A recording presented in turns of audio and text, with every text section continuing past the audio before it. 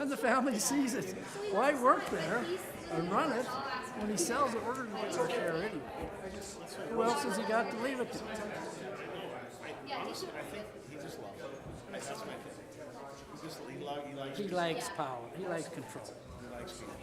Oh no, he just is terrible. I'm surprised he just didn't send a red heart. That's all he was there. Bother me.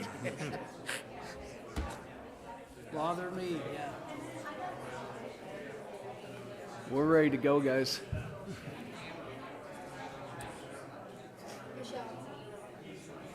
There's that one cardiologist over at We're the on. hospital. We're up, guys.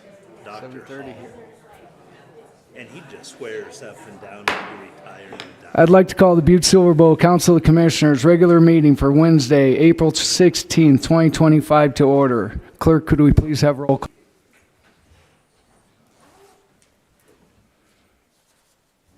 Eleven present, one absent. 11 present, 1 absent. 11 present, 1 absent. Please note that Commissioner Mankins is absent from tonight's agenda. Next, Commissioner Walker, could you lead us in the prayer and the pledge? Almighty God, we implore you, look upon us and guide us this night as we make decisions which so greatly affect our community of Butte-Silver. Direct our thoughts, words, and deeds so that we please you and best serve our fellow citizens. Amen. Amen. I pledge allegiance to the flag of the United States of America and to the republic for which it stands, one nation, under God, indivisible, with liberty and justice for all. Next, we'll move on to any public comment on any item on the agenda tonight. If you have anything you'd like to speak of that's on tonight's agenda, please come forward, state your name, your address, and the item that you would like to speak about. Howdy. Reddy Frost, 2000 Roberts Avenue. Back at it again with questions. Communication number 2025-198. Sean Frederickson asking for Northwestern Energy to add 2 new light poles. What type of light poles are they putting in? I remember the presentation that we had about the light study, and it had like a bunch of different types of light poles. Just curious about what that would be. And then, shucks. Another one, I swear. Oh yeah, the communication number 2025-192. The 2-year agreement with the Petunia factory for the services of flower maintenance coordinator. What flowers do we maintain in Butte-Silver? What is under that jurisdiction? I'd just like to know about that. And that's all the questions I have for now. Thank you. Thank you, Eddie.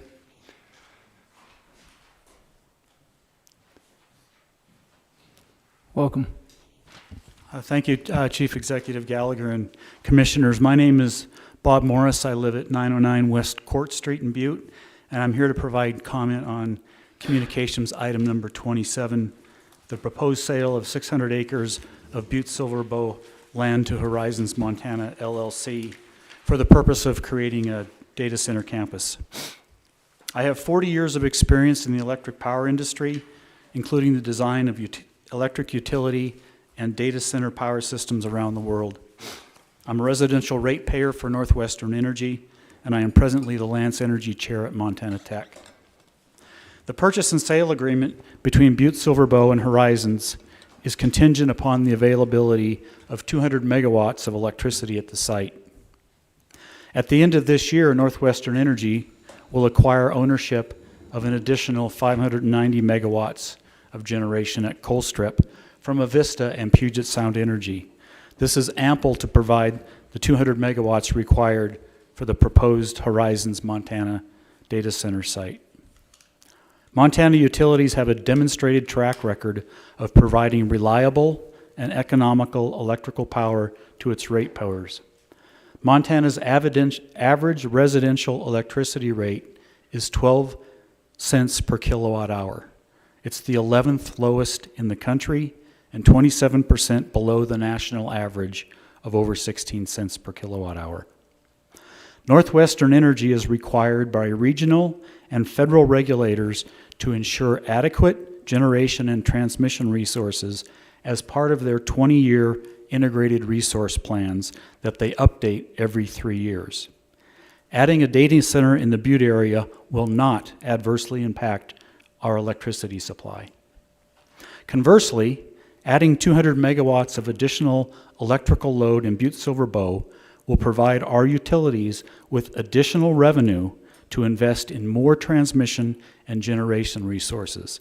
This will improve reliability and reduce costs for all ratepayers.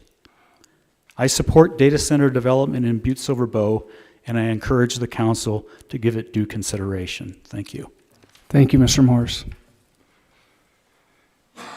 Is there any other public comment on any item on the agenda tonight?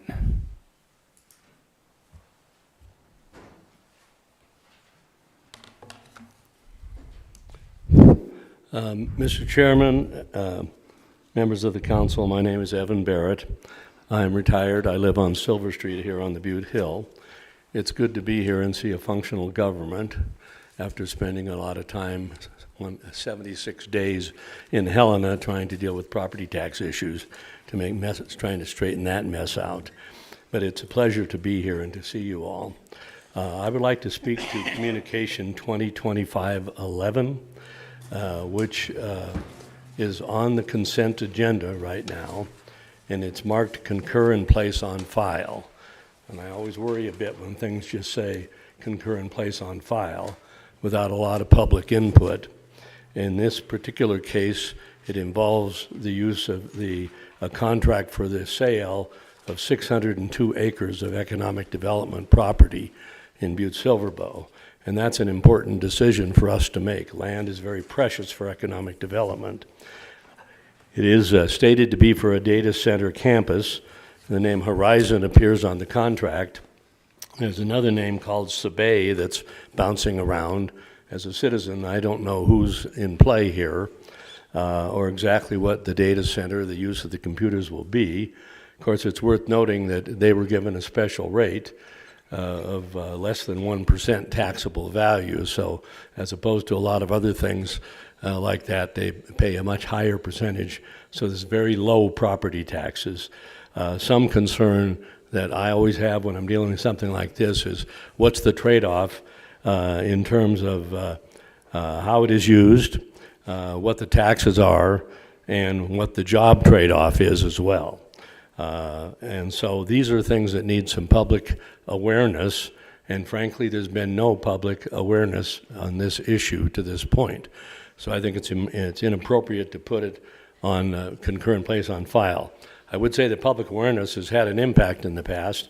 When we talked about having a women's prison in South Butte, after the public got involved in it, there was no women's prison set up there. When we talked about having a battery storage out at 9 Mile, after the public got involved in that stuff, it didn't happen.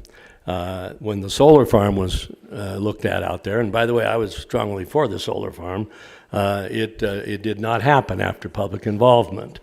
I would say that for you guys, there was clearly the case of a nuclear power technology that the city embraced that suddenly wasn't real and had to be abandoned. So having public input is really, really important, and I suggest that in this particular case and this communication, my recommendation to you would be when the consent agenda comes up, somebody make a motion to segregate it from the consent agenda first. And secondly, discuss it a bit, but my recommendation is even after discussion to move to hold it in abeyance and set up some public process so that the citizens of Butte are in, excuse me? 30 seconds. I don't think I'm going to use up too much of your time. That the citizens of Butte have an awareness of this sale and what's coming of it and whether it's a smart thing for us as a city to do. It may well be, but none of us really know, and I'm not sure you all know as well. Thank you very much for your consideration. Thank you, Mr. Barrett. Is there any other public comment on tonight's consent agenda? Seeing none, we will move on to the approval of the minutes from the April 2nd, 2025 regular meeting. Commissioner Morgan. Thank you, Mr. Chief Executive. At this time, I'll make a motion that we approve the April 2nd, 2025 regular meeting minutes. Second. We have a motion and a second to approve the April 2nd, 2025 regular meeting minutes. Is there anything on the question? Could commissioners please vote?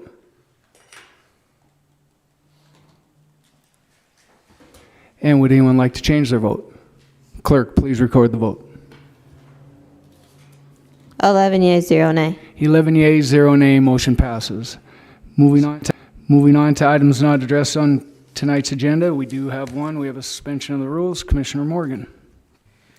Thank you, Mr. Chief Executive. In accordance with provisions of Rule 7 of the Rules of Order of the Council of Commissioners of the City and County of Butte-Silver Bow, State of Montana, the Council hereby finds an emergency condition exists which requires that the Council rules be suspended to allow for final passage on first reading for Communication 2025-212.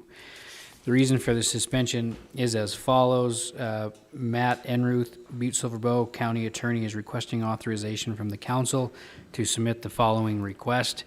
Communication 2025-212, authorizing the Chief Executive to sign a contract with Don Davis Construction for reciting of the Clark Park gazebo. The original contract was with Mark Tripp Construction. However, Mr. Tripp is unable to sign or perform the contract due to an extended illness. The total value of Don Davis contract is $55,350, and the Mark Tripp contract was $55,650. Based upon the foregoing and allow this matter to be acted upon, the Council hereby finds an emergency exists which requires suspension to add the Council Communication 25-212 to the agenda for April 16th, 2005. I just want to put the caveat. The first paragraph that I read indicated that it is going to be on final passage on first reading, and that's not the case on this particular communication. The motion on this one would just simply add it to tonight's agenda so that we can have a discussion on it. So, at this time, I'll make a motion to approve the suspension of the rules to add Council Communication 2025-212 at the April 16th, 2025 regular meeting. We have a motion and a second to add communication number, got to find it back in here again, 2025-2 to tonight's agenda. Is there anything on the question? Commissioner Anderson. Thank you very much, Chief Executive. Is there a reason why this could not wait to be on the agenda in 2 weeks? Commissioner Anderson, I think I could answer that, and part of that is just the timing of having the gazebos ready for the summer season. We're really under a time crunch. Those gazebos get used a lot, and so that time is coming up. And so the quicker that we can get somebody working on them, the better. And this just happened because of the contractor's health issues that he had. Thank you. Yep. So we have a motion and a second. Anything else on the question? Could commissioners please vote?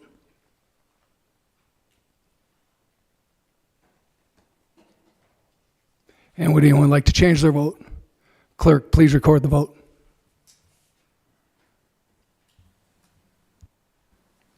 Ten yea, 1 nay. 10 yea, 1 nay, motion passes. Moving on to the Chief Executive's report.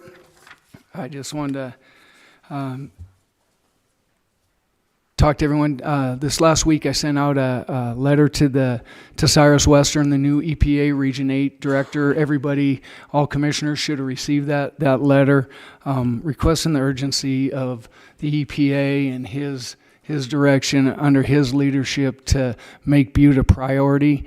And so we're looking forward to having that communication with EPA, and Region 8 Administrator Western, and trying to move our projects forward with the urgency of, we have a lot of things hanging out there when we had the comment period that ended February 14th, and what that residential action level is going to be. And so there's a lot of things going on, and then also the continued movement towards getting the cleanup done in Butte. So I hope to hear from him soon, and so we'll continue to keep pushing on him to try to be present in our community. I think EPA currently is kind of at a standstill the way things are operating, but I'm hopeful that we have some communication that happens fairly soon.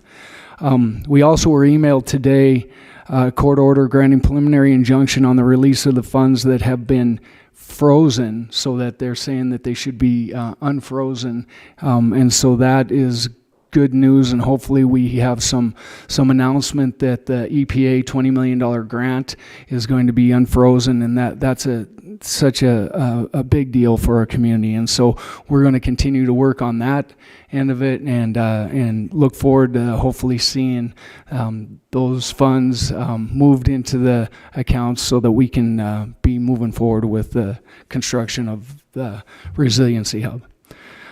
Today, House Bill 547 passed both of the houses, and will be going to the governor's desk for his concurrence or veto of that bill. And so I know that there's been a lot of talk and energy around that, and so I wanted to let everyone know where that one stands. So it did pass the third reading in the House today and is moving to the governor's desk. I also want to applaud the efforts of new County Superintendent Jim O'Neill. He has brought back together the community action team here in Butte, and it's, I think it's been about 15 years ago when we had a rash of teen suicides in our community, and they pulled together a community action team and started working with all the different entities in the community, the schools, the hospital, the community health center, mental health agencies, Action Inc., everybody together to really bring an effort forward. We brought it back together a little bit during fentanyl and did a big campaign, but the new county superintendent has taken the lead on this to bring everybody back together and to just address the needs of not only the youth's mental health and health and vitality in the community, but also everybody. And so bringing the entities together to do that's very much appreciated, to see the county superintendent take that lead. And so I really want to applaud him for that. I also want to acknowledge the Crisis Now Coalition team that we had Bill Devil, I should say, from Butte-Silver Bowl. He's our health coordinator that has brought together the crisis response team together. That's when we have people that are in crisis that generally in Butte, we didn't have any place to take them. They get taken to the hospital. At the hospital, they become disruptive and they end up in our jail. So this is putting together a team that meets them where they're at and can deal with them. And hopefully this, takes a little bit of the pressure off the hospital and also the jail for people that really shouldn't be jailed. They're just having a crisis of, like I said, mental health. So those are big things that are happening. I also want to talk about it's springtime in Butte, and the snow's melting and things get uncovered. And so we're going to see a lot of garbage and debris and things, and our crews are out doing a great job of working to get things cleaned up. We're going to see potholes in the streets, and we're going to see a lot of different things. Understand, if you have any issues, please call the appropriate departments. We're going to work hard on that. They've putting all their efforts out to it, and it's going to be a sprint to the summer, getting roads and parks and everything ready, and we'll continue that work. But please be patient and know that this always happens every spring as the snow melts and everything gets uncovered, like a lot of our yards with dogs that we have, right? So it's kind of the same thing.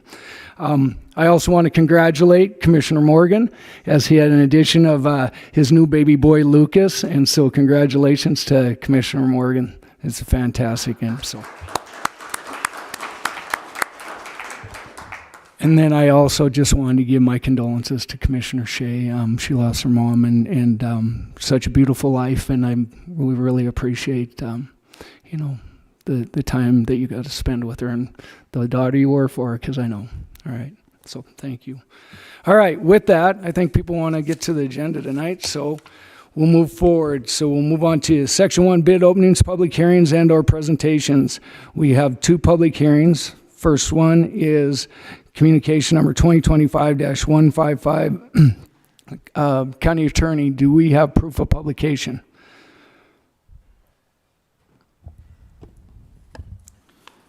Chief Executive Gallagher, yes, we have proof of publication. Thank you. So this communication, Lisa Carey, Emergency Management Director, requesting Council of Commissioners authorization to schedule a public hearing on April 16, 2025 for the purpose of amending the fiscal year 2024-2025 budget to allow for increased expenditures of unanticipated revenue received from the State Homeland Security Grant Program in the amount of $114,613.41. Emergency Manager Carey, welcome. Thank you, Chief Executive Gallagher, members of council. For the record, my name is Lisa Carey, Emergency Manager for Butte-Silver. I'm here this evening to request approval to amend the fiscal year 24-25 budget in the amount of $114,613. This represents unanticipated revenue received through a state Homeland Security grant from Montana Disaster and Emergency Services. These funds will be used for the purchase, or they were used for the purchase of an installation of an emergency backup generator at the Butte Civic Center. These funds actually came through a reverted funds policy Montana DES has. When the project fell short and they had additional funds at the end of their grant cycle, they awarded the money to the existing grant and gave it to Butte-Silver. Thank you, Director Curry. Carey, geez. Are there any questions of Director? Seeing none? Oh, Commissioner Anderson.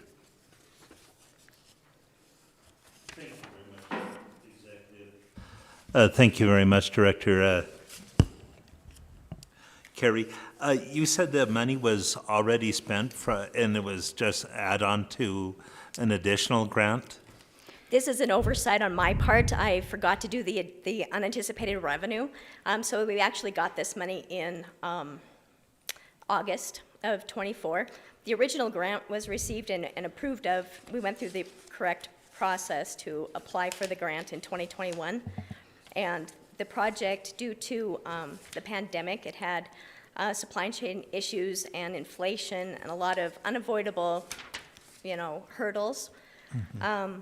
And so at the end, they pulled together all the grants that were in that year cycle through the state. And any money that other jurisdictions didn't use from their grants that were awarded, they go back into this reverted fund. And they had pre-approved us to get reverted funds back on this grant that we had already applied for. And they didn't know until the very end how much that would be. So at the end, we found out that what we had gotten. So yes, I guess the grant process was done correctly, but we had to now amend the budget so that when Karen and her crew are doing the final financial statements, it'll work out, that the budget will balance. Commissioner Callahan. Thank you, Chief Executive Gallagher. I was just questioning that has already been installed, tested, running, everything's good to go. So does this cover Yes. the full cost now? Is it Are we going to be able to pay these people off in full? Oh, Commissioner Callahan, Director Carey. oh, and I'm sorry, I don't do That's the okay. process. Commissioner, Chief Executive Gallagher, Commissioner Callahan. It has been tested there. It's not quite finished yet. We still have the 5% retainage because they have concrete work left to do. As soon as the weather's nice enough to finish up the concrete, then facility manager Sullivan will inspect it, make sure. But Bill Melvin did tell me that it has been doing its weekly test runs. It's firing up once a week and making sure it's running correctly. And so it is in. And we were kind of under the gun with this grant deadline to do it. So I'm sorry that I forgot to go through the unanticipated revenue part of it. Thank you, Director Carey. Any other questions of commissioners? Commissioner Fisher. Thank you, Chief Executive Gallagher. No question for Ms. Carey, but my question is this communication is a public hearing, and we already have the resolution on tonight's agenda, which is already written. Are we doing process and procedure correctly here? Same way with the next one. The next resolution, or the next public hearing has a resolution that's also on tonight's agenda. And if you look at the resolutions on tonight's agenda, some of them are from last week, some are from this week. I think years ago, if I'm not mistaken, this would be a question probably for Chairman Morgan, somehow we used to cross-reference these and do stuff, but I don't see how the procedure's working when we're writing a resolution after the work's already done. I mean, that seems to be a little out of sync with my thinking, but maybe someone could help me with these procedure and protocols that we're using. And are we following the rules here by doing this? Thank you. Thank you, Commissioner Fisher. Commissioner Morgan, do you want to answer that? Thank you, Mr. Chief Executive. I will do my best. On this particular case, being that it goes backwards so far, I'm unaware how that process works. As far as the procedure of the council having the public hearing tonight, the resolution is introduced to judiciary later in tonight's agenda, and so that starts the public process, if you will, of that being introduced to judiciary. So next week, the public would have the opportunity as well to come to the judiciary meeting to make comments. Tonight's public hearing, as it's stated, Chief Executive Gallagher will be asking for proponents and opponents, so that's kind of the start of it. It's not uncommon that you see both being introduced the same time.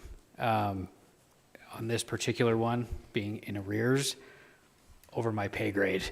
But procedures of council is yes. I mean, this could be introduced the way that it is, because it's still allowing the public to have the public comment tonight, and then we're not taking final action on the resolution tonight. It's going to be going through the process where it'll go to judiciary, and then it'll come back to the body, and then go back to judiciary, and then come back. So procedurally, yes. Thank you, Commissioner Morgan. Any other questions? Commissioner Fisher. Thank you, Chief Executive Gallagher. Thank you, Chairman Morgan. Yeah, it just seems like, you never know what happens in these things anymore with these grants and the way things are going. The thing is, the Judiciary Committee just being introduced tonight in the resolution and the public hearing being tonight, it just seems like if something went haywire in the Judiciary Committee, we've already got a generator running at the Civic Center. I mean, this is not a good practice. That's all I'm saying. I'm not against it. I'm just stating this is not a good practice to do business this way. Thank you. Thank you, Commissioner Fisher. All right, any other comments? Okay, I'll open the public hearing. First call for proponents. Go on.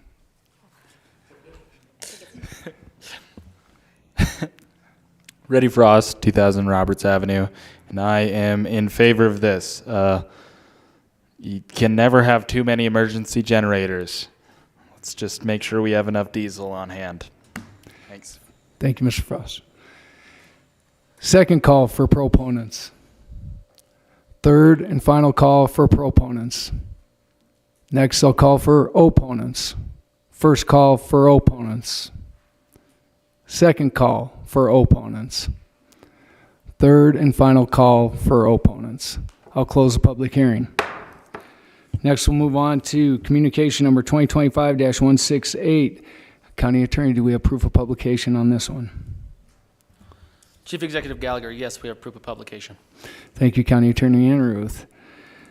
Lisa Carey, Butte-Silver Bow Emergency Management Director, requesting Council of Commissioners authorization to schedule a public hearing on April 16th for unanticipated revenue regarding a hazardous material emergency preparedness grant for IAFC Hazmat Conference in Baltimore, Maryland.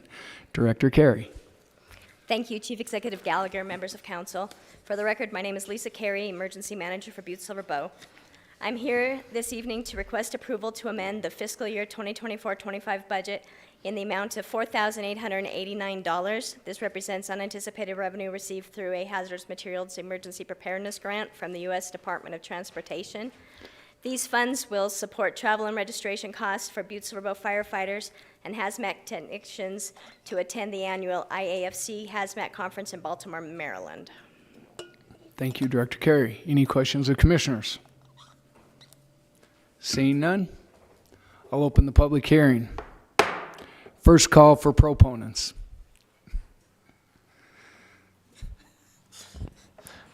Reddy Frost, 2000 Roberts Avenue. I'm in favor of this, but I feel like it'd be cool to hear updates on when these folks come back from this conference on what they learned. You know, I get it, it's a grant and stuff, so it's not technically taxpayer money, but it would be cool to know some more about it. So thank you. Thank you, Mr. Frost. Second call for proponents. Third and final call for proponents. Next, I'll call for opponents. First call for opponents. Second call for opponents. Third and final call for opponents. I'll close the public hearing. Next, we'll move on to Section 2, Consent Agenda, A1 through 4 and B1 through 27. Commissioner Morgan. Thank you, Mr. Chief Executive. The only change that I have is regarding... Do we need to have the addition of 2025-12? No. That's read and acted upon. Okay. Is I would like to strike from tonight's agenda number 3, Communication 2025-187. This particular communication is not ready to be looked at, as the setup hasn't been completed of the district yet. So I did receive communication that they would like to strike number 3, 25-187 from this council taking any action tonight. Thank you. So that's striking communication number 2025-187. Is there any other friendly amendments or segregations? Commissioner Fisher. Thank you, Chief Executive Gallagher. I would like to segregate communication number 2025-206, communication 2025-210, and 2025-211. Thank you. So that's item number 22, 2025-206, and then 210, is that what we said? So number 26, 2025-210, and number 27, 2025-211. Thank you. Yep. Commissioner Thatcher. Thank you, Chief Executive Gallagher. Just to address the questions of the public today, I would like to segregate number 8, communication number 2025-192, and number 14, communication number 2025-198. Okay, that's Number 8. item number 8, communication number 2025-192, and number 14, communication number 2025-198. Is that correct? Are there any other friendly amendments? Commissioner O'Leary. Thank you, Chief Executive Gallagher. I'd like to segregate item number 2025-209. Okay. That's item number 2025-209. Are there any other friendly amendments and or segregations? Seeing none, Commissioner Morgan. It is not public comment time. No, it is not time for public comment. No, it is. No, I'm sorry. It's not. That is not the. I said communication. I suggested. This is not. It is not the approach. This is not the approach. 11 and number Thank you for that. I just got to give you a point of order, though, that it's not, we don't have time where the public gets to correct what went on in the past. And I'm sorry. It's just not procedure.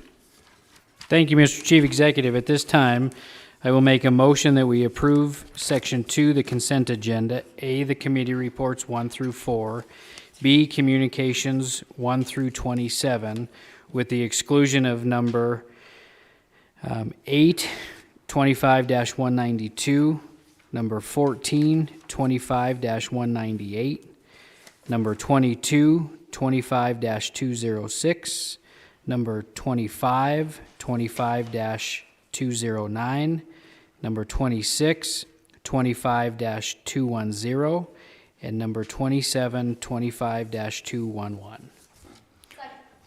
We have a motion and a second to approve tonight's consent agenda. Is there anything on the question? Could commissioners please vote?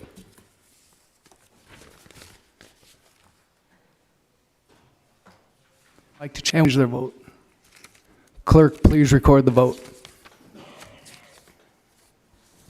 11 yea, 0 nay. 11 yeas, 0 nay, motion passes. Moving to item number 8, communication number 2025-192, Karen Burns, Community Development Director, requesting Council Commissioners authorization to have Chief Executive Gallagher sign a 2-year agreement with the Petunia Factory for the service of flowers maintenance, for the flower maintenance coordinator. Commissioner Thatcher. Thank you, Chief Executive Gallagher. I just want to address Mr. Frost's question. Director Burns, would you mind filling him in on that? Thank you, Commissioner Thatcher. Director Burns. Thank you, Council of Commissioners. I'm Karen Burns, Director of Community Development. Commissioner Thatcher, Chairman Gallagher, members of council. This is an agreement that we put out for an RFP every couple of years. And this addresses the flower baskets that you see hanging all over Butte, from our light poles, uptown, downtown, and then all of the planters in uptown Butte, the big round planters, they are planted. Our gateway signs, our monument signs at the interstate entrances or exits, I guess they're entrances into Butte, right, that say historic, welcome to historic Uptown Butte. Those are all planted as part of this, and then the Civic Center's bed in front of that beautiful Civic Center bed is planted as part of this contract. They're all planted and then maintained throughout the summer, watered, fertilized. If there's vandalism, they're replanted. So it really is just a beautification effort of our community and is an extremely popular thing. So I hope I answered your question. Thank you, Director Burns. Commissioner Thatcher and then Commissioner Anderson. Okay, Commissioner Anderson. Thank you very much, Chief Executive. Thank you, Director Burns. Does this also include the Butterfly Park area just north of the Finland? Commissioner Anderson, Director Burns. Excuse me, sorry, Commissioner Anderson, Chief Executive Gallagher, and members of council, it does not include the Butterfly in this scope of work.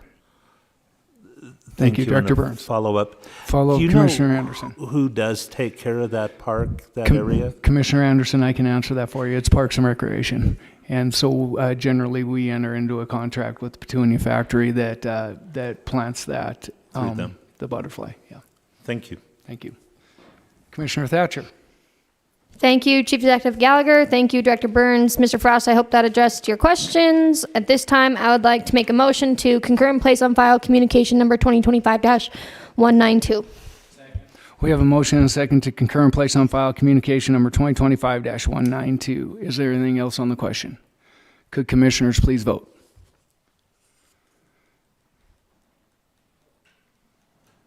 And would anyone like to change? Clerk, please record the vote. 11 yea, 0 nay. 11 yeas, 0 nay. Motion passes.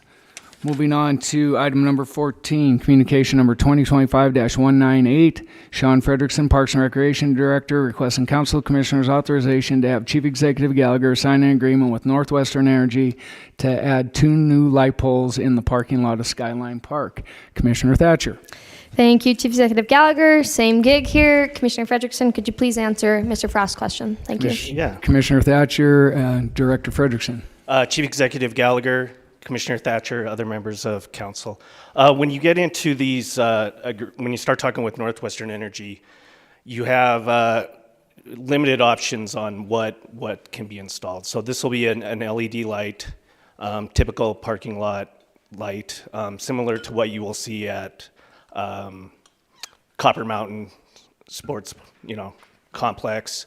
So yeah, it's just an LED light that shines down. It's not going to be all that tall. I don't know the exact height of them, but there'll be no power lines. They're going to be all the lines will be underground. So I think it'll be nice for the park. If I may add that not too long ago, a group signed a petition for the Skyline Dog Park, and Commissioner Shea and I went down there and met with them, and they had a list of short-term and long-term issues, and we've been slowly addressing a few different things on their list. We added gutters. Some of them have been as simple as adding gutters to the pavilion, so it's the water moves away from the park.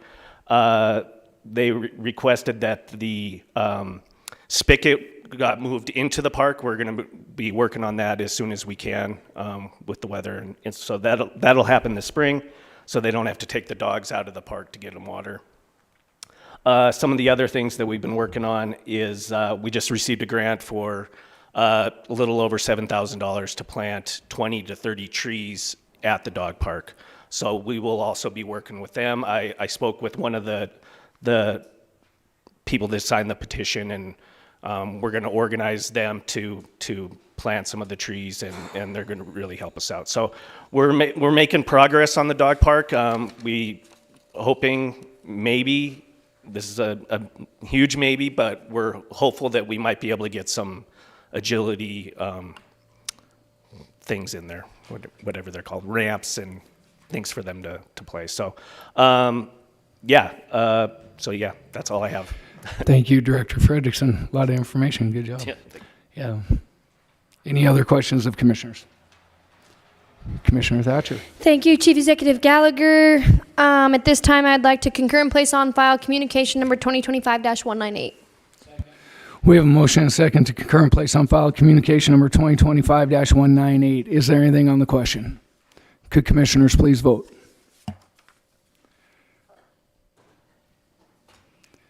And would anyone like to change their vote? Clerk, please record the vote. 11 yea, 0 nay. 11 yea, 0 nay. 11 yea, 0 nay. Motion passes. Moving on to communication number 22, communication number 2025-206. Karen Burns, Community Development Director, requesting Council of Commissioners authorization to have Chief Executive Gallagher sign a professional services agreement for the management and maintenance of the EV chargers installed in the Broadway and Main parking lot. Commissioner Fisher. Thank you, Chief Executive Gallagher. I spoke with Ms. Burns earlier, and she was willing to come up and kind of give us a little bit of rundown what's going on with this, and a little breakdown of how things work and what the future holds for maybe a couple more at Stoughton Park. So if I could have Ms. Burns, that would be fine. Thank you, Commissioner Fisher. Director Burns. Thank you, Chief Executive Gallagher, Commissioner Fisher, members of council. This is a project that we've been working on in partnership with Sky Blue. Sky Blue is a manufacturer of EV chargers in the state of Montana, and they're just starting out basically. And so we've been in discussions with them, I would say for about 18 months, about these chargers and the installation and how we might partner on that. They have partnered with both Butte-Silver Bow, Northwestern Energy, Markovich Construction, and Trademark Electric for the installation of these. So this is a pilot project for Butte in terms of getting these chargers installed in a public place. And so we worked with them to identify areas where we could install some chargers for use by our citizens and visitors to our community. And so we talked about lots of different locations.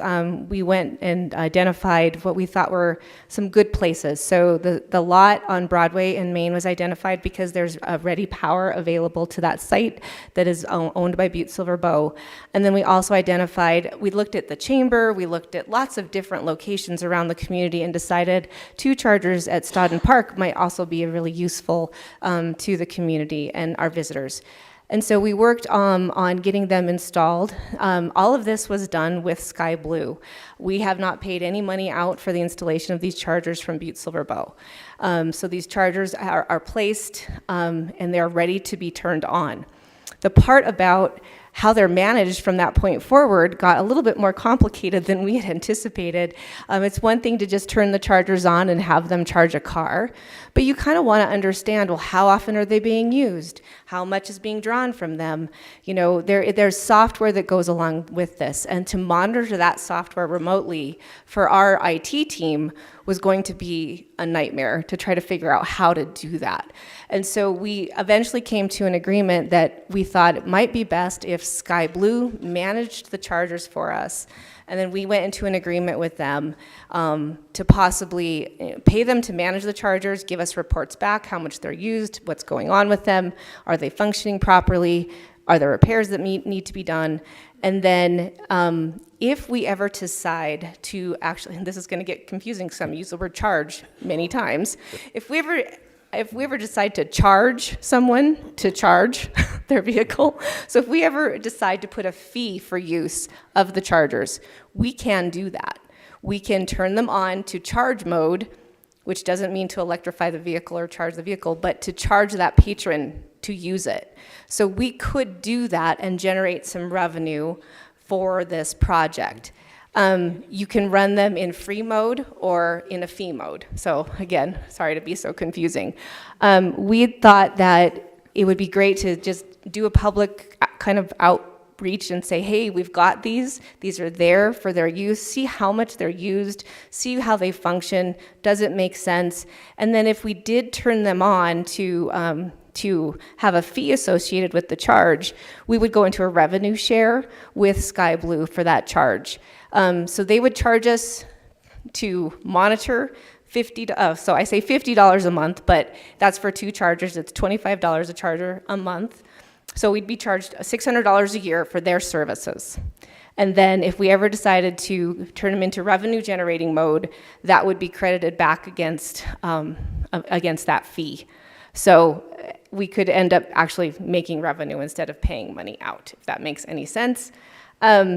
And so we're just trying to get it off the ground at this point to turn them on, let the public know they're there, and know that they're functioning and how they're functioning. This is our first kind of effort in this, and so I understand why there might be questions and what are you up to? Well, that's kind of what we're trying to figure it out right now. But I want to say that Sky Blue is active in our community. They have installed some of these stations out in the Montana Connections Park through private partnerships with businesses out there. They've installed some chargers at Montana Craft Malt and at Septic Net. There's a representative from Sky Blue in the audience tonight, and I'm sure he'd be happy to answer any questions about how they're functioning or anything else that has to do with the chargers that I am not educated enough to talk about in terms of Tier 1, Tier 2, Tier 3 chargers and that kind of information. Thank you, Director Burns. Commissioner Anderson. Thank you very much, Chief Executive. Thank you very much again, Director Burns. I appreciate you coming to speak on this. And thank you for Sky Blue to be here too to answer questions. I have a couple questions on this. Who's going to be paying the electric bill for the cars that do use this to charge? Commissioner Anderson, Director Burns. Thank you, Commissioner Anderson. Chief Executive Gallagher, Butte-Silver Bow now pays that bill, and I believe it's charged to the URA at this point. And it is minimal. And it would continue to be minimal even if people were charging their vehicles there. It's very, very affordable. That was my second Follow-up. question. Okay. And then third, how many of these charging stations will we be in contract with? A couple up here and then a few at Stod. And what was the amount up on Broadway and Main? Commissioner Anderson, Director Burns. Thank you, Chief Executive Gallagher, Commissioner Anderson, members of council. As of now, we have 2 installed, and we would look to install 2 more at Stodden Park, possibly this summer, so a total of 4. Thank you. Thank you. Commissioner Callahan. Thank you, Chief Executive Gallagher. Ms. Burns, I guess my question is, they're badly needed. There's way more electric cars around than people realize. And we have some up at Montana Tech, and they're used often. The problem they have up there is people take the parking spot that isn't an EV. The people that need to charge their car can't get to it to charge their car. So that will throw all your records completely off. People that would be using that aren't using it. So do we have plans for signage or something, telling people not to park in that location, or? Commissioner Callahan, Director Burns. Thank you, Chief Executive Gallagher, Commissioner Callahan, members of council. Yes, I have been working with David Gary on what we would do for signage and actually the patrols of that lot and enforcement. If someone was parked in that space and shouldn't have been parked there or shouldn't be parking in that lot, they will be ticketed. And we do want to do lots of good signage to say, EV vehicles only kind of thing. Yes. Thank you. Thank you. Director Burns, Commissioner Thatcher, and then Commissioner Morgan. Thank you, Chief Executive Gallagher. This might be a silly question, but in the event that we do start charging, is that revenue going to be infiltrated to the parking department, or who will see that? Commissioner Thatcher, Director Burns. Thank you, Commissioner Thatcher, Chief Executive Gallagher, members of council. I would see that it would go to the parking department because they would be the ones enforcing and monitoring and all of those things. So it should go back to the parking department. Thank you, Director Burns. Follow-up, Commissioner Thatcher. Thank you on that. And then at what point do you think that we make a decision to say, hey, we're going to start charging? I mean, what do you see on that? Commissioner Thatcher, Director Burns. Thank you, Commissioner Thatcher, Chief Executive Gallagher, members of council. I am not sure about that. I think Sky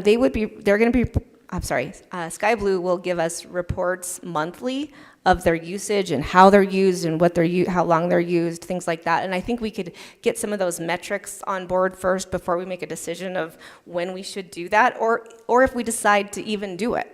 Right? We could always just leave them in free mode, and it's a public service that we provide in our community, and we agree to do that. And we could look at, what revenue would we be forgoing if we chose to do that? It doesn't even make sense. Is it a drop in the bucket, or is it something we're interested in doing more of? So I think once we turn them on, monitor their usage, understand what's going on, then we can make a decision. Thank you, Director Burns. Commissioner Morgan. Thank you, Mr. Chief Executive. I guess I would open my statement of why aren't we charging for this power? I agree that there's some positive things here. I mean, for instance, I could see a business in Uptown Butte using it as a recruitment tool to maybe sponsor the power, gets people to use the power to maybe go into their store to buy something. But from a public standpoint, if we just break this down to the minimal spot, we have free power going to EV users where we're being asked to hire a firm that actually costs money to give us numbers. So there's an expense from the county to pay these people. There's an expense to pay the power bill, and these people are getting free power. If I break it down into another way, it's like, when does the free gas pump get published or get put in the parking garage? Because that's the way people are going to perceive this. I mean, to me, I think it would be better that we start charging it and then try to figure out a way to either have a business sponsor it or something else. I mean, it seems like we're doing it backwards. I mean, the parking department, as we all know, is in the deficit now, and it seems like we're adding to it by, hey, come to us, we have free power. I think the logistics of this just doesn't sound right to me. But who determined that it would be free? Commissioner Morgan, Director Burns. Thank you, Chief Executive Gallagher, Commissioner Morgan. It was just discussions that we had. We can turn them on. We can turn them on to start right away. I mean, there's no sense, there's no condition that we have to have a free period. It was a suggestion to really get public interested in using them and trying them out and making sure that everything works properly, all of those kinds of things. So that is a discussion that we can have. We can decide to turn them on right away. And I think I would really like to talk with the parking director and parking commission about that. They're patrolling the lot anyway. It's not any additional that they would have to take on because these chargers are there. It's just one more thing for them to look for. They're in the lot anyway, patrolling for permit users and people that are parked over their time. So it's not an additional cost to the parking department per se because these chargers are installed. It's just another thing for them to take into account as they're walking their routes. Okay. Follow up, Commissioner Morgan, and then Commissioner Shea. I agree to that, or agree with you on that, but it does offset the revenue from, a gas guzzling car is paying $5 to park for an hour, and that would be profit that would go to the parking department. But an EV that's sitting there, that's charging, that's using electricity, now that profit margin is going to be down to $4.97. Now the 2 cents is a big thing. And so it just seems kind of crazy to me. And the other thing that I would throw the caveat is, it's not the council's decision to charge or to turn those to a fee. I understand that. And that's something that we won't be voting on because we can't. But I guess from my standpoint is I feel that we should charge for it and then try to figure out another method going forward. Thank you. Yeah, Commissioner Morgan, I also just wanted to chime in on that. We did have conversations about this. I think it's more just to let the community know that we're investing into some of this infrastructure to do this, to try to identify spots that people could charge at. But I think the intent will be to get to a point where we truly are. It's more that the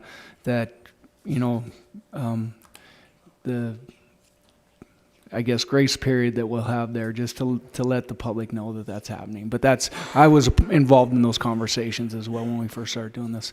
Commissioner Shea. Thank you, Mr. Chief Executive. Thank you, Ms. Burns. I love this idea.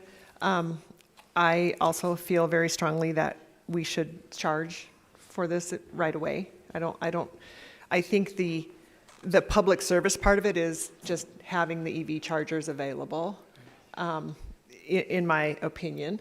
I understand that the cost to operate these and for somebody to charge their vehicle is very minimal, but on the principle of we don't fuel people's cars as a local government for free. We can provide the infrastructure for that to happen, and in my eyes, that is the public service that we're providing. I love this idea. I love that the group has come forward and that we're looking at locations. I think it's awesome. I'm with Commissioner Callahan. EVs are everywhere, and I'd like to see them even more everywhere. So thanks. Okay. Commissioner O'Neill and then Commissioner Anderson. Thank you, Chief Executive Gallagher. Thank you, Karen, for the presentation. I also think it's a great idea. Just wanted to put in my 2 cents that I think charging right away would be a good idea. When the car wash opens, right, they have the weekend for free, but then on Monday, unfortunately, you have to pay the bill. So, appreciate the opportunity to speak. Thank you. Thank you, Commissioner O'Neill. Commissioner Anderson. Thank you very much, Chief Executive. Just to kind of piggyback off of Commissioner Morgan and everyone, I love the idea. I think it's great. I like the idea of having more EV charging stations, and I'd much rather see a private company do some of this work and put them in than have the government responsible for putting that in and the infrastructure. That being said, though, I do not think it's fair or right in any way, shape, or form to have the taxpayers and for the county to be paying for the services of upkeep. I don't know who's making money on it. I'm imagining Sky Blue is getting some kind of kickback either from the federal or state or somewhere along the lines to be building these. I'm sure they're not doing it and supplying it out of the goodness of the heart. The other thing, I see an awful lot more EVs in town and throughout the state. And one of the problems I have with it also is that on average, electric vehicle weighs anywhere from 1,000 to 1,200 pounds more to an equivalent sized vehicle. Take your Tesla model versus a Camry, it's a 12,080 pound difference. That being said, that extra weight is supplying a lot more wear and tear on the roads. It's causing more damage. And I don't know where they're being taxed. I know when I fill up my car that I'm paying approximately 56 cents in a state gas tax. There's no, that's per gallon, so it's roughly 2 cents per mile that I'm being taxed. I don't see any equivalent tax on EV vehicles, and I understand they're better for the environment, but at the same time,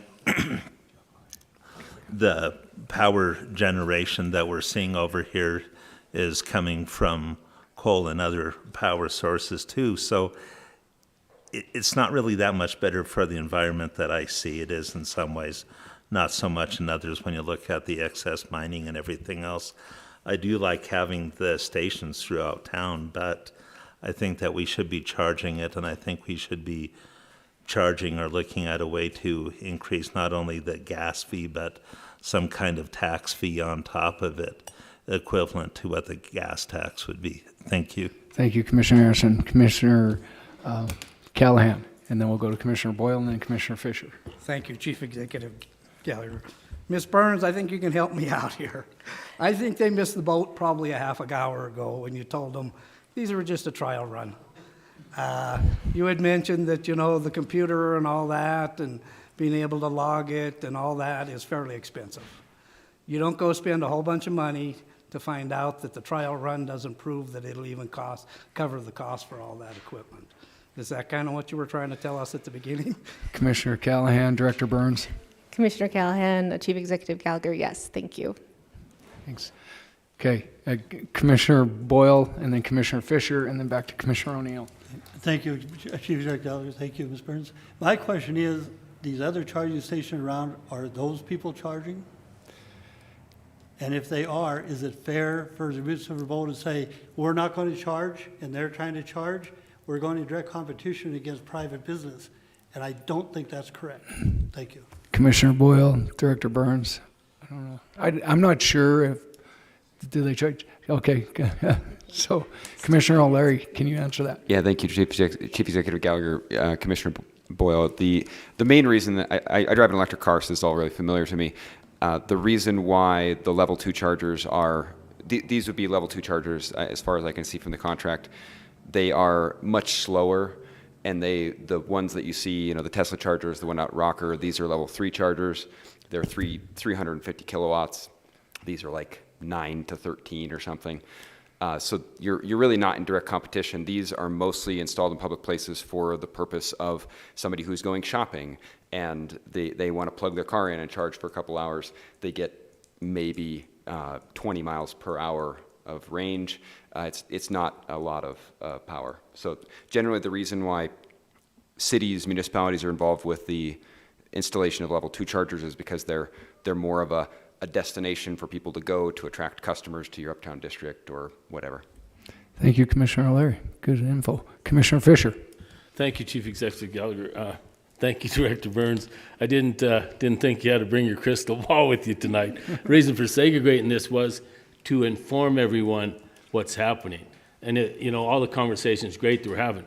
But what a great marketing tool, What a great marketing tool. If you ever seen anybody who's good at marketing, first thing to do is give away a bunch of stuff free and then to start charging for it. That's marketing. This deal here is a win-win. And we don't know how much you're going to charge. We don't know how many people are going to go there. I mean, we've got a joint venture between Butte-Silver Bow and Sky Blue that we're going to experiment with. So I mean, if you don't feel like experiment, we shouldn't do it, but it's already done, so it's minimal cost. I mean, look at what we spend. I go through the budget every week, we're spending millions of dollars on everything in this budget. Why are we worrying about $600 or $150 subscription fee, and then maybe a $50, $25 for an EV? I mean, this is going to help Butte, and it's going to help Uptown Butte, and I think, you know, we should wait and see how things work out a little bit. The crystal ball don't work. I mean, if we don't know how many people are charging or what we should charge, I mean, let's not jump into something we know nothing about. Let's let this thing develop and see what happens from there. Thank you, Commissioner Fisher and Commissioner O'Neill. Thank you, Mr. Chief Executive. Just on that, I mean, I guess what's the plan? 1 year, 2 year? Like I'm all for it. Like put 10 more up. That's great. But it is a cost to us, right? There's no question, minimal, big. Like if we go deep into the budget, which, yeah, we do look at every week, I mean, so if it's okay to give away $1,000 a year, then let's open up the ante. There's a lot of things we could start spending other money on, right? I mean, that's, again, crystal ball, whatever. I agree with you, Commissioner Fisher, but you know, what's the plan? Like, all right, we can get this much money now. I mean, like, what's the trial run then? Is it the summer? Is it the whatever? I'm like, hey, support it 100%, but you know, everybody in this room knows we're going to be asked this question. You know, there's plenty more important thing. I shouldn't say more important. Please don't take that. Oh, goodness. It's very important, okay? But it is a thing, whether it's $1,000 or whatever. It's I don't know. I mean, there's a lot of plans that go through here that we're going to forget about this because it is $1,000, right? So anyways, hey, make it happen. Have a good. Thanks, Commissioner O'Neill. Commissioner O'Leary. Yeah, I just actually, thank you, Chief Executive Gallagher. I just had one question, possibly for, I don't know who's best to answer this, but I know as it's constant frustration for people who use these level 2 chargers that the uptime is a problem, and people show up expecting to be able to charge for a couple hours, and then the thing's broken. I didn't see anything in the contract that talked about uptime commitments. If somebody could talk to that, that'd be great. Commissioner O'Leary, I think we'll. I'm going to ask Steve Grover from Sky Blue to answer that question. Welcome, Mr. Grover. Chief Executive and Council, thank you. Appreciate the opportunity to answer that question, and just want to provide a few, I think, more points of clarification that maybe will be helpful with the conversation. So in terms of the commitment on the uptime, we are full-time monitoring on those, and so it comes to my cell phone if a system goes down. We have spare units in stock, and with the level 2s, that's the easiest way, is just to swap it out and put a new unit up. They are connected. The units that are at the Broadway parking lot are cell phone connected in terms of that, and so and that's actually higher reliability right now than internet connection. And it's all based on what's available at the particular location, whether we go internet or cell phone. But these particular units will be cell phone connected. So, yeah, we have local representation in terms of being able to get out and take care of them. And this really is a marketing opportunity, not just for you, but for ourselves as well. Just to kind of give you a feel for it, it was over $4,000 per unit between the acquisition price of the units and the installation.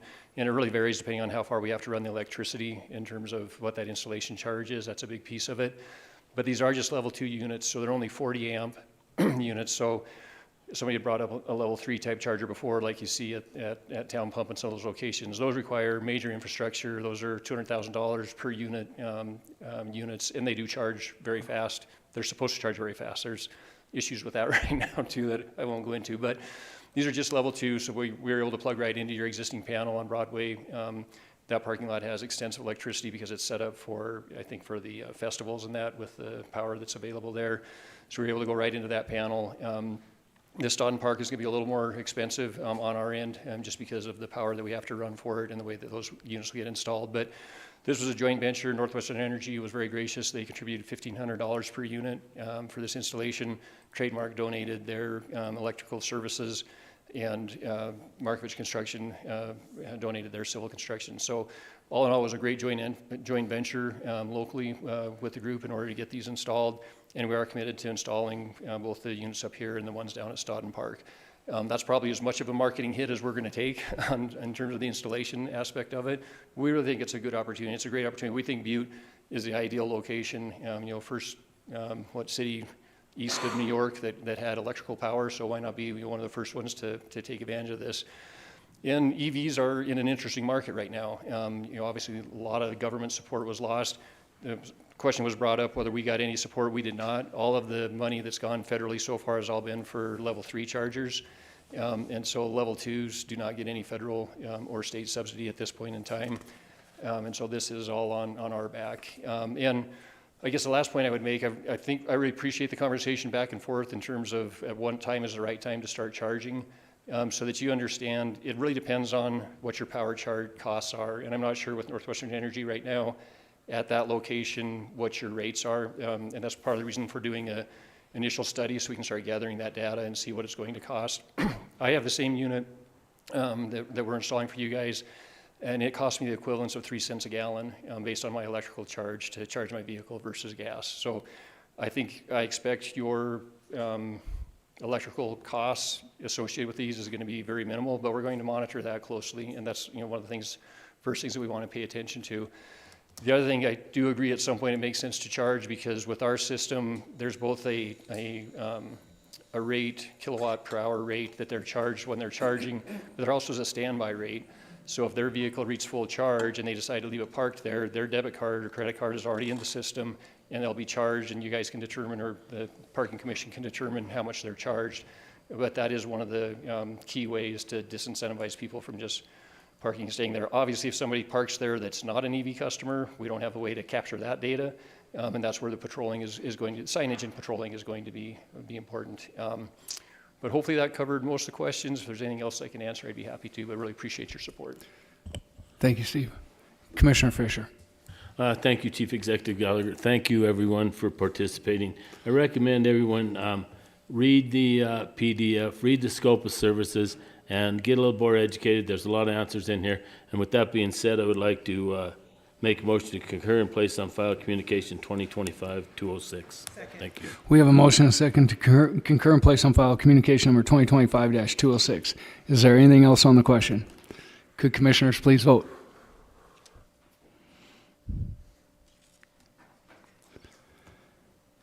And Commissioner Walker.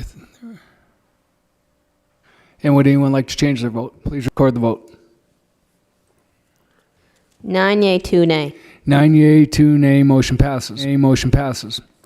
Moving on to item number 25, communication number 2025-209, Kristen Rosa, Tiffin Administrator, requesting Council Commissioners authorization to have Chief Executive Gallagher to sign a lease agreement with the purchase agreement with Town Pump for transloading and storage purposes.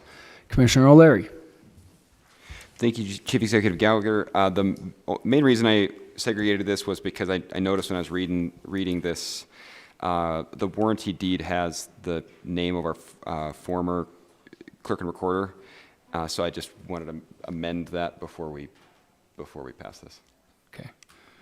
Commissioner O'Leary, would you like? I guess I can just. I think we could just amend it, but I'll let her just address. Commissioner O'Leary, Administrator Rosa. Chief Executive Gallagher, Commissioner O'Leary. Yeah, I copied in an agreement that we had already done back under that, the prior clerk and recorder, so I will make sure I get a corrected copy to Barb. I thought maybe I did. I think I changed it. So. It may have got changed after it came to you guys. Commissioner O'Leary. This was a change for the Town Pump agreement, not for the data center agreement. Yeah. So this one's at least the current one that I just pulled from the agenda still has the former name on it. So I guess I'll just make a motion to concur and place on file with the amendment of changing the clerk and recorder name on page 12 and 13, the warranty deed from Linda Sager Joyce to our current clerk and recorder, Cindy Herman. Okay. Second? Okay, we have a motion and a second to concur and place on file communication number 2025-209 with the amendment that the current clerk and recorder's name be put in place of where the former clerk and recorder was. Is there anything on the question? Could commissioners please vote?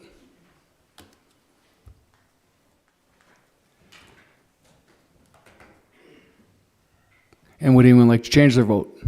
Clerk, please record the vote. 11 yea, 0 nay. 11 yea, 0 nay, motion passes. Moving on to item number 26, communication number 2025-210, Kristen Rosa, TIP Administrator requesting Council of Commissioners authorization to have Chief Executive Gallagher sign a development agreement with Faradyne Power Systems outlining future subdivision possibilities. Commissioner Fisher. Thank you, Chief Executive Gallagher. I did speak with Kristen a little earlier and asked her to maybe give us a little update on this and tell us a little bit about Faradyne. The original, I think, was in October 24. It was communication 490 and 24, and a lot of people weren't here then, and I just think an update would be great, and she's agreed to do so, so thank you. Commissioner Fisher, Administrator Rosa, please. Thank you, Chief Executive Gallagher, Commissioner Fisher, and Council of Commissioners. So Faradyne is a corporation that is looking to develop a biochar and renewable diesel facility out in Montana Connections. We did enter into a purchase and sale agreement with them last fall. The caveat on this one is we only had a large parcel to market to them, and so we set aside that if we could ever eventually get to that property and subdivide it, if they didn't need it, they would give us the right to do that, and that's what this development agreement outlines, is that option, with a lot of caveats that one day we could do that. Thank you, Ms. Rosa. Are there any other questions of Administrator Rosa? Commissioner O'Leary. Thank you, Chief Executive Gallagher and Administrator Rosa. I was looking through this one as well, and I was just wondering in Section 4 about the, I guess not really a clawback, but just an agreement to further develop in the future, or Butte-Silver could purchase back a portion of the parcel. It didn't seem that there was a really clear trigger for when that happens. Is it the developer just says, oh, we're not going to use this land, and that's the trigger, or is it a timeline, or what was the agreement there? Commissioner O'Leary, Administrator Rosa. Chief Executive Gallagher, Commissioner O'Leary, Council. The triggers, there's a couple triggers. One, they have to provide us with a development agreement that shows us where they're going to build, how much of the property they're going to use. They have, and then if they don't use all of the property, then we have to determine if we can get the infrastructure there, because you can't subdivide unless you have both legal and physical access. We will have legal access because we've ensured that, but until we can build a road and bring the utilities there, we can't subdivide it. So there's not a specific time trigger for that. It's kind of up in the air. Thank you, Administrator Rosa. Any other questions of commissioners? Seeing none. Commissioner Fisher. Thank you, Chief Executive Gallagher. Thank you, Ms. Rosa. I just thought it'd be a good idea for public, relations to let everyone know what's happening here. So I think she explained very well. So at this time, I would make a motion to concur and place on file communication 2025-211. Thank you. That's you said 211. Do you mean 210? Thank you. Okay. We have a motion and a second to concur and place on file communication number 2025-210 on the question. Could commissioners please vote?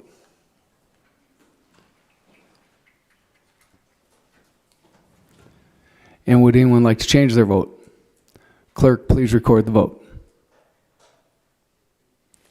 11 yea, 0 nay. Yea, 0 nay. 11 yea, 0 nay, motion passes. Moving on to item number 27, communication number 2025-211, Kristen Rosa, TIF Administrator, requesting Council of Commissioners authorization to have Chief Executive Gallagher sign a purchase and sales agreement with Horizons Montana LLC for 600 acres of property in Montana Connections for the development of the data center campus.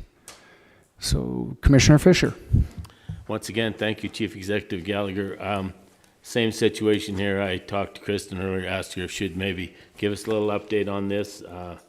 This sale of this property, we did have one public comment earlier, so if Ms. Rosa could give us a little idea what's happening here, I would appreciate it. Thank you. Thank you, Commissioner Fisher. Administrator Rosa. Thank you, Chief Executive Gallagher, Commissioner Fisher, Council. So this purchase and sale agreement is for a data center. We do have company representatives here that can answer additional questions, but I'll give you a little bit of background. We've been working with this company for probably 9 months. Chief Executive Gallagher has been involved in those conversations. Karen Burns has been involved in those conversations. They have come to us. They're looking to purchase quite a bit of land, but a lot of it is not necessarily land that we could develop otherwise. I call it topographically challenged land. And I guess I would caveat this purchase and sale agreement and acknowledge that when we created this district, we zoned this property for industrial development. This is very much an industrial development project. And so we have a board, we have an advisory board that reviews these projects. We talk to them, we vet them, we take it to that board. They talk to them, they vet them. I can tell you that we spent an hour plus on Friday. That's when that was presented to the Montana Connections TED board, and they vetted it quite a bit. And so that's the process that this kind of project goes through, and it has worked for many, many years. I think we've had quite a bit of success with that process. The other thing I would caveat this project with is this is land. We have the clawback provision in there. This is just one step in this project. This is a big, big project, and they have a lot of things that they're going to have to figure out. But as we have discussed in the past, one of the very first things that these types of projects like to get figured out is the land, get it under control so that they can then go on and figure out the rest of their project. So I hope that helped. Thank you, Administrator Rosa. Any other questions of Commissioners? Commissioner O'Leary. Thank you, Chief Executive Gallagher. Administrator Rosa, I know we talked at length the other night, but just for the record, I want to ask a few more questions if we could, and I don't know if that's going to be the representatives from the company or not, but so the total expected size of the data center in terms of square footage of warehouse space, do you know that number? I am going to let the company representatives answer these questions. Commissioner O'Leary, and welcome, I believe, John Saby. Correct. Yeah. Thank you, Commissioners. So the size of the project is yet to be determined, but it would be multiple hundreds of thousands of square feet to potentially 1 million square feet. Okay. Thank you, Mr. Saby. Follow-up, Commissioner O'Leary. And is the project intended to be built all at the same time, or is this a phased project over multiple years? Commissioner O'Leary, Mr. Saby. Sure. That is also yet to be determined. So the company that Horizon Data Centers, which is basically going to be a subsidiary of Saby Data Centers, we are a for-lease data center provider. And so a lot of what we end up doing, we develop a product and we bring it to market, and we have customers that tell us how quickly we are going to build these facilities. So there's a chance that a project at this scale, that we get a very large user where we build half of it at one time, or we might build like one building and a part of that building, and we build over time. We have a number of these campuses around the country. I can tell you that some of them go relatively quickly over like a 2-year window, and we've got some campuses that we've been working on for 15 years and we're still not done. Thank you, Mr. Saby. Follow up, Commissioner O'Leary, and then thank you, Chief Executive Gallagher. And the primary customers of these facilities, are they AI or government or cloud services, telecom? What's the mix of your customers? Sure. Commissioner O'Leary, Mr. Saby. So I think one of the benefits of working with an organization such as ours is because we are not a direct, what you would call a hyperscaler. So a hyperscaler would be like a Microsoft or an Amazon or an Oracle. They are our potential customers, but we actually have the ability to break up our buildings into multiple users, and so you end up with other enterprises as well. And so we have like Netflix and movie rendering companies and healthcare companies and banking companies, and so we have a lot of what you would call kind of mid-level, enterprise level users, which actually also kind of opens up the market to have a lot more end users inside of the facilities. But a project of this scale, we are targeting some of the hyperscalers to potentially be end users here, as well as some of the new AI companies. There's a lot of new AI companies that are getting formed around the United States. We would potentially target them also as a potential user in this facility. Thank you, Mr. Saby. Commissioner Healy, who's next? Thank you. I was just wondering, you talked about the electrical use, and I was wondering about water consumption. Is there a lot of, just because of the ranchers, I mean, they're having issues fishing, I mean, you know, there's water drought issues. Commissioner Healy, Mr. Saby. Thank you.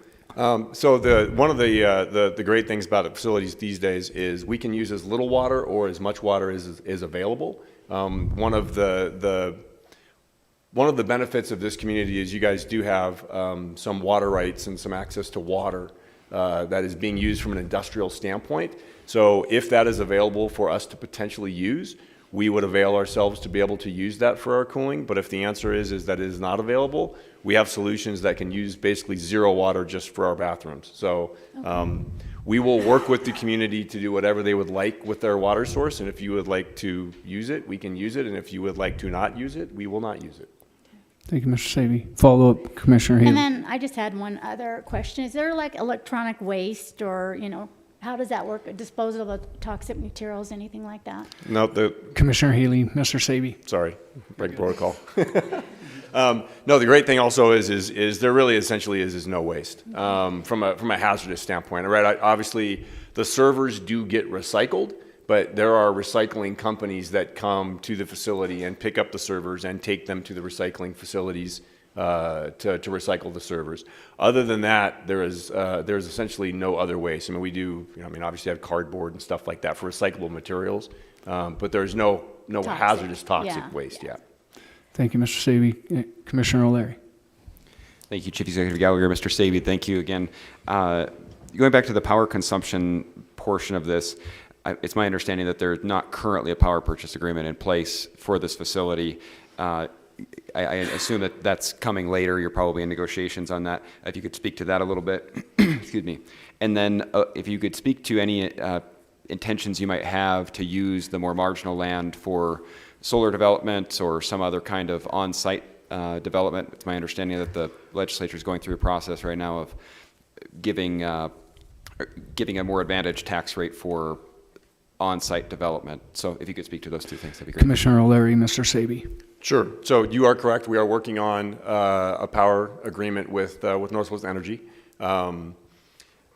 We're basically trying to work with them in partnership to develop some additional power assets in the region. So they've obviously, Northwest Energy has access to certain production assets that they have within their utility district.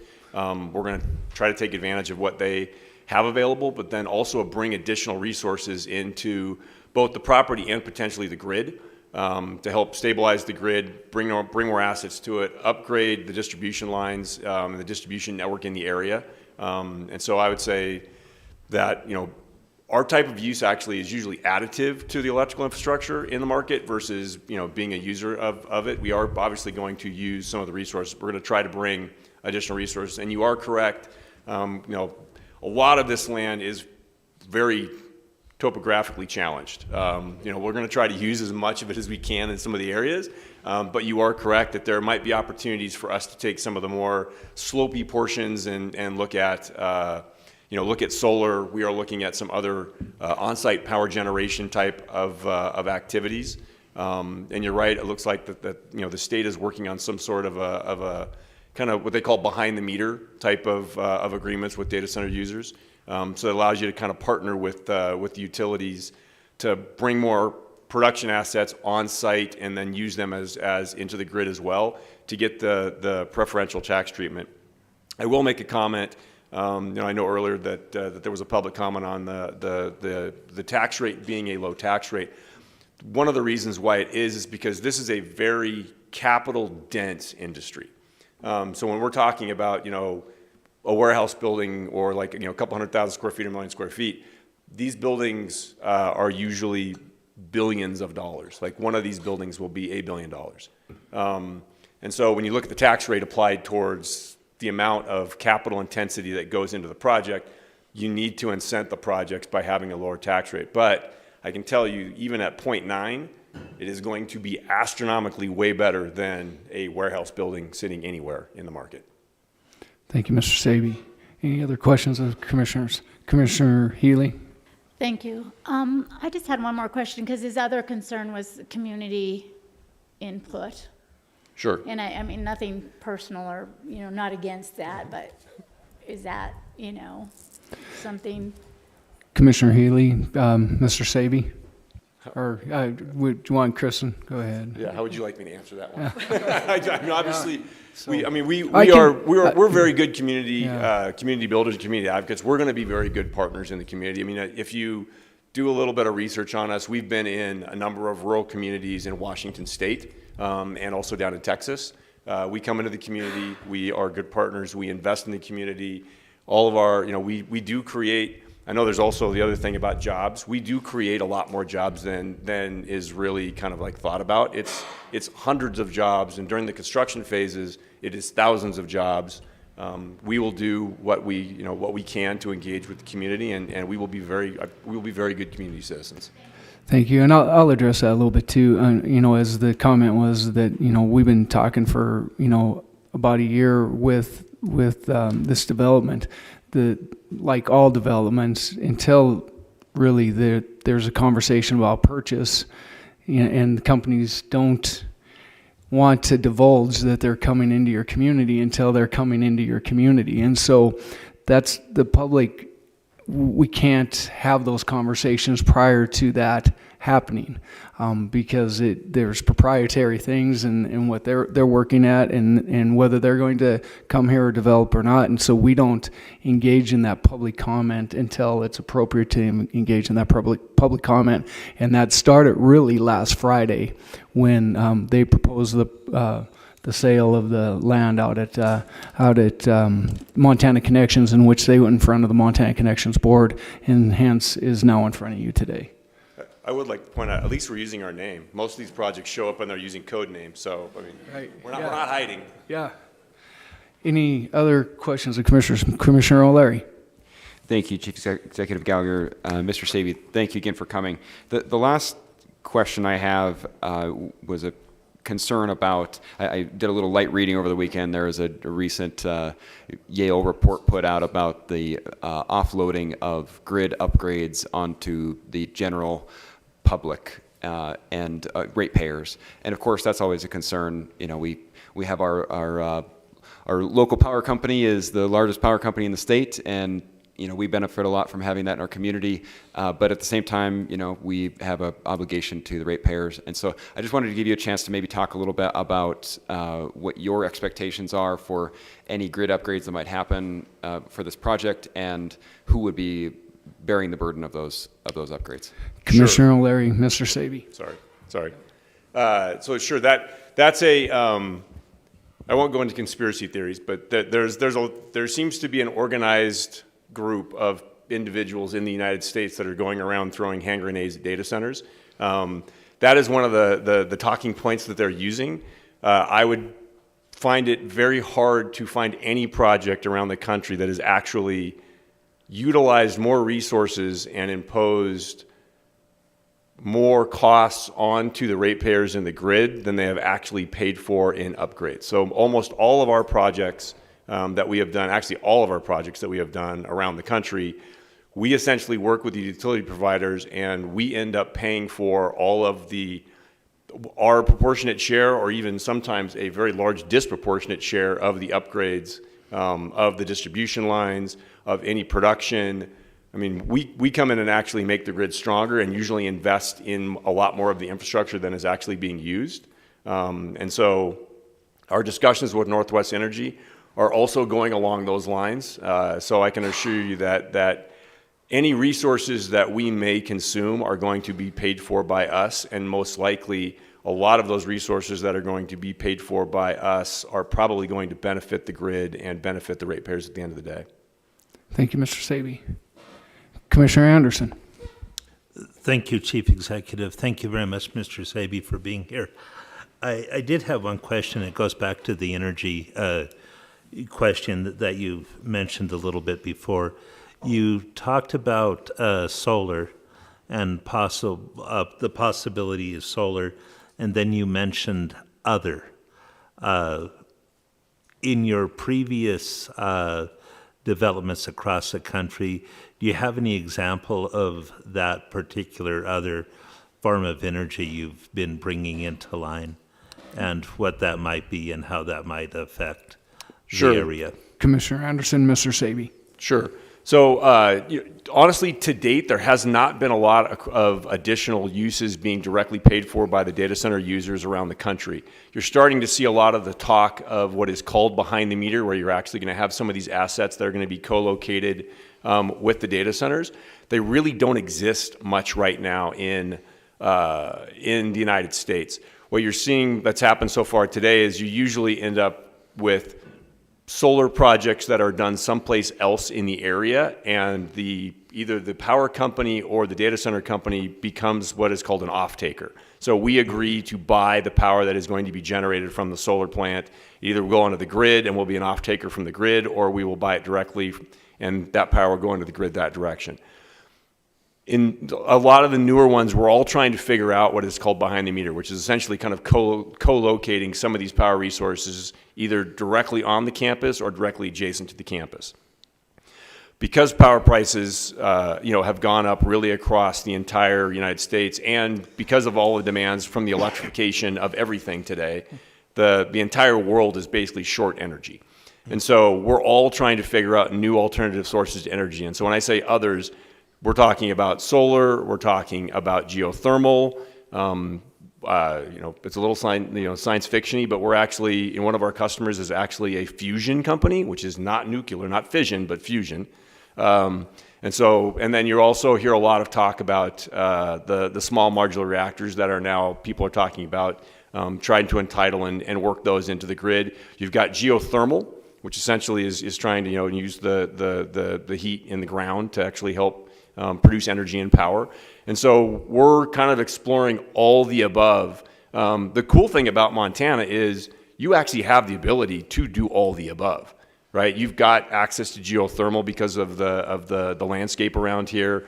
Solar works out here. There's lots of land to potentially talk about doing some of the other interesting things around whether it's gravity or whether it's the small modular reactors. There's lots of cool things that are happening around energy development, and we're going to basically try to evaluate all of them that would be beneficial to add into the data center. Thank you, Mr. Saby. Thank you. Commissioner Fisher. Thank you, Chief Executive Gallagher. I'd like to, with all due diligence, remind everyone, the crystal ball is up once again in this adventure, but what we're asking now is to get a sales agreement.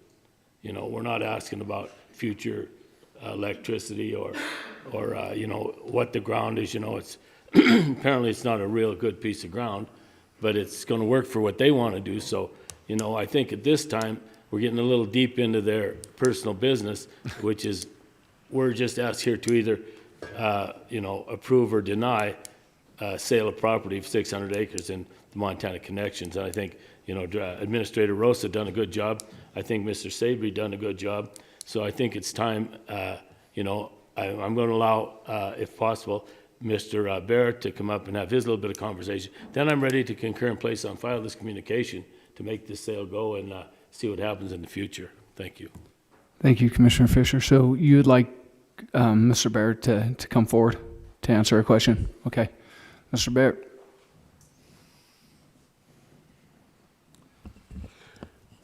Commissioner Fisher, Mr. Chief Executive. First, let me apologize for that short interruption before, but my hearing aids don't work well, and I couldn't tell whether that was included in the segregation, and I was trying to determine it. I apologize. No, it was fine, but it's just procedurally that I have to follow. Yeah. Thank you. If you're seeking my reaction to this, let me say that obviously I'm not unfamiliar with the kind of discussions we're talking about, having done economic development for 26 years. And so I'll have to say a lot of what I heard tonight is very reassuring in terms of knowledge about, well, what is this all about? This isn't all the detail you need, and there's a lot to be worked out in the future. So there was a lot here that was very, very informative to me. And I think that's a sign, however, that it would also be very informative for the citizens. And so, for example, saying it here tonight, here's where it is, right here. If it were, my recommendation still is to give a little bit of time. If you work on 9 months, and this is done last Friday, what's the rush of perhaps getting this information that is public at this point, right here, the public information out in public news sources so people can react to it and give you reaction, and we're engaging in public participation in an important process. So, as I said, I'm very reassured by what I heard, but I'm not reassured by the fact that the process has not allowed enough public involvement or knowledge ahead of time, and I don't see a lot of damage in waiting a couple of weeks and giving some opportunity for a little bit more public exposure of the information that's in front of us right now, and then taking it from there. But again, very importantly, I'm quite reassured by a lot of what I heard here. Thank you, Mr. Barrett. Commissioner Shea. Thank you, Mr. Chief Executive. This question, thank you, Mr. Barrett. Thank you for being here. My question is for Ms. Rosa. Commissioner Shea. Are the TIFID meetings open to the public? Commissioner Shea. Ms. Rosa. Chief Executive Gallagher, Commissioner Shea, yes, they are. We notice them, and we do have a call-in number.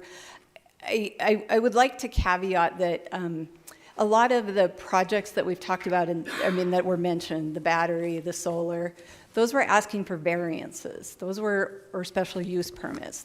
This is industrially zoned land. This is the plan that we had in place when we put this park together, was to bring industrial development to the park. So while I don't deny that the public has a right, when we zoned it industrial, that was part of the public process. And again, they have a lot of things to still figure out. This is the first step in a very, very big project. Thank you, Ms. Rosa. Follow-up, Commissioner Shea, and then Commissioner Morgan. Thank you, Mr. Chief Executive. Thank you, Ms. Rosa. I enjoy the big thinking, and these projects are the future. I have 2 children who are graduates of Montana Tech who build data centers in different parts of the country. These projects, what they bring to the communities that they're located in, not only after they're constructed, but while they're being built, I think those are the things that Butte is craving. And I really hope that this isn't a situation where we would need to claw land back because the project wasn't able to get off the ground. We want good things to happen, and we like it when good things get brought to our community. I struggle with the idea that there's no public process. With that being said, because I was out on the website looking at the TIFID agendas and minutes, and there is opportunity for the public.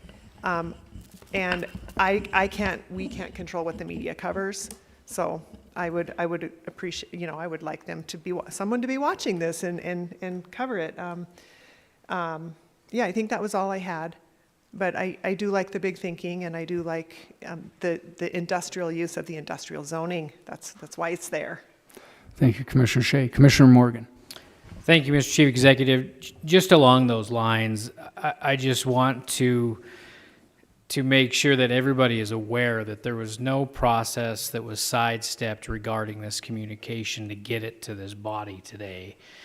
From the public participation standpoint, the agenda was published on Friday afternoon. The public has the ability to look at it from that point forward. There's 12 elected representatives on there. You know who they are. You know how to get to them. And so if the members of the public have questions to ask about that is the process. I would love to say that a public hearing should happen on every communication, but we all know that the bureaucracy of that, we would never get anything done, as we get told we don't get anything done now. It just would not happen in that process. But I just want to make sure that everybody is aware that there was nothing that was sidestepped procedurally to get this communication on this agenda tonight, just so everybody's aware of that. Thank you, Commissioner Morgan. Commissioner Fisher. Thank you, Chief Executive Gallagher. You know, there'll be plenty of time for public input, and that will come as we approve different things that come before us. But right now, we're just asking to make a sales agreement, a buy-sell agreement, more or less, is an agreement to sell this property. That property is no good to Butte-Silver Bow. I'm going to make a motion now, with all due respect to my dear friend Evan Barrett. We've worked together on a lot of projects. We agree on a lot of things, and just like everyone else, we have our differences. But this is a project that's got to move forward, and it's out in the right area. And I'm going to make a motion at this time that we concur and place on file Communication 2025-211. We have a motion and a second to file communication number 2025-211. Is there anything else on the question? Commissioner Anderson. Thank you, Chief Executive. Just my quick thoughts on rushing through this. You know, it is just a buy-sell agreement, but when we do agree to this buy-sell agreement, then we kind of take off any other items that might be on this. So it is very important that we do our due diligence and making sure that this is the highest and best use of this land. And so the fact that there are so many questions and any information that we can get from Mr. Grover or Director Kristen Rosen is very important, and that's our sole purpose of this body, is to be the kind of the conscience of the community and the people in the community who we represent, and making sure that we are doing the best thing for them. And I think that it is always a good idea to take our time on some of these. You know, you talk an awful lot about kicking the can down the road, and sometimes the best thing we can do is to kick the can down the road, check out these groups that we're doing business with, and making sure that it is going to be the best purpose for the land. You know, there's an awful lot of resources in this country and in our community, but the only one that we can't really make more of is land. And so I agree wholeheartedly with Mr. Barrett, and at this time I would make a substitute motion to hold this for another week and see if there's any anything we can find in regards to this, just to grab more information or anything else we may need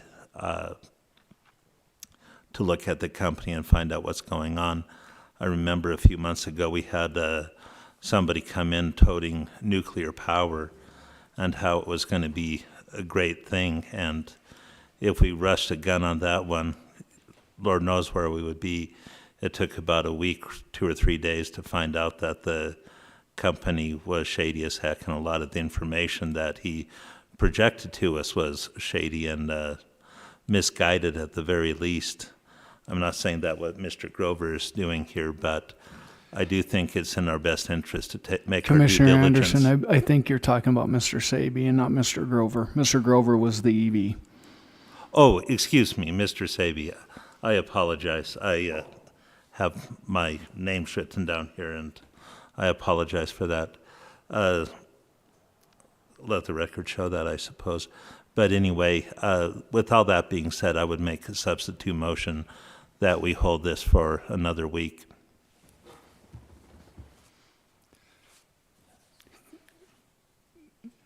Seeing no second, that one dies.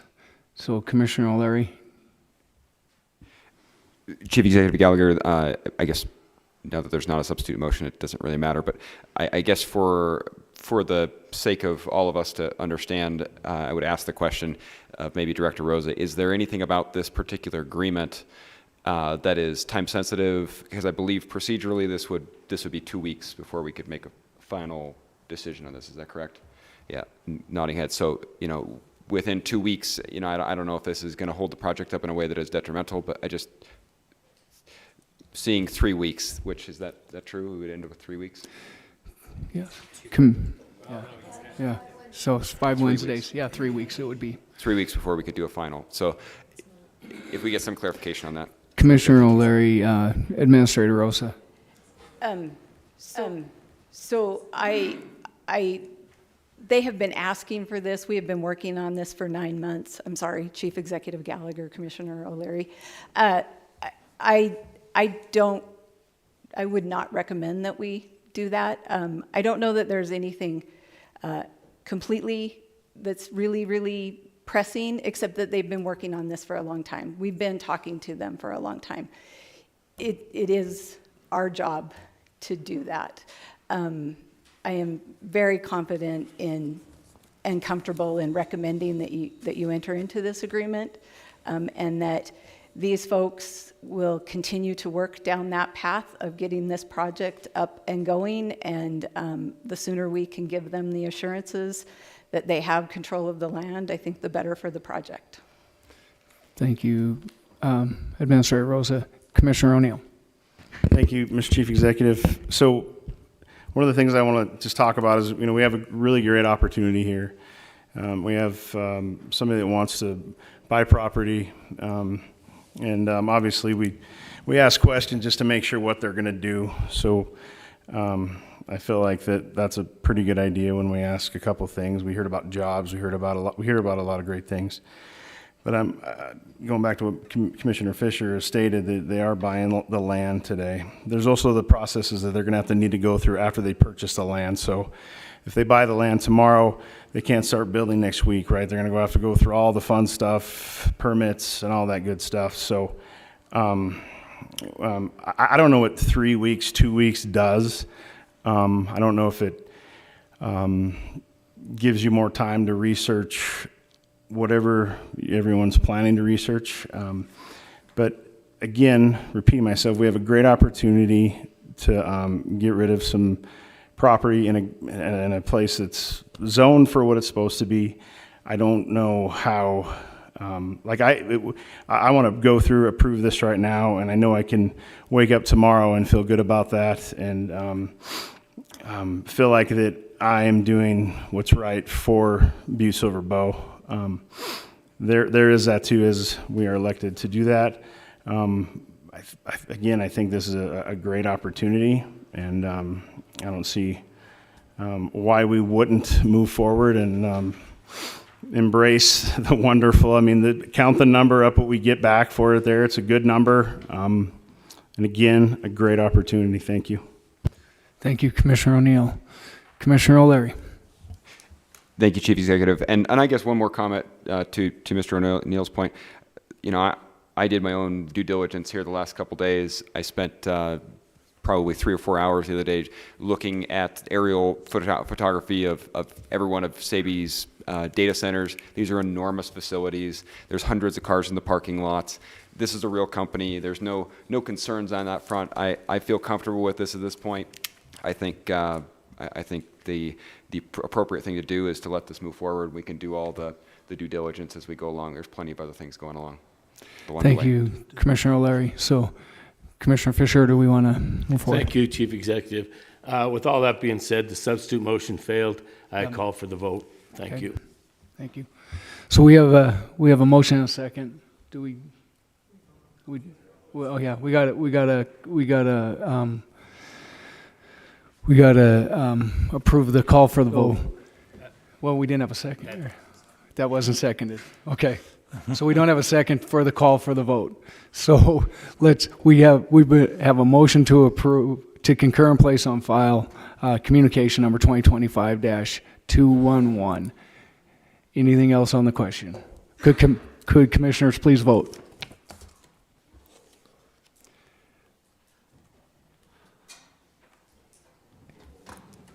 And would anyone like to change their vote?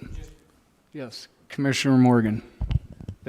Just so everybody's aware, this is the motion that concurs with the communication and places it on 2025, file. yes. The motion that Commissioner Fisher made on call wasn't seconded. So the motion that we just voted on is to concur with communication 25-211 and place on file. That's correct. Thank you for the clarification. Okay. And clerk, could you please record the vote? 10 yea, 1 nay. 10 yea, 1 nay, motion passes. Okay. Moving on to, we got to add the communication. Yep. To be read and acted upon, right? Okay, under to be read and acted upon, communication number, where am I not saying it? 2025-212, the request to authorizing chief executive to sign a contract with Don Davis Construction residing in the Clark Park gazebo.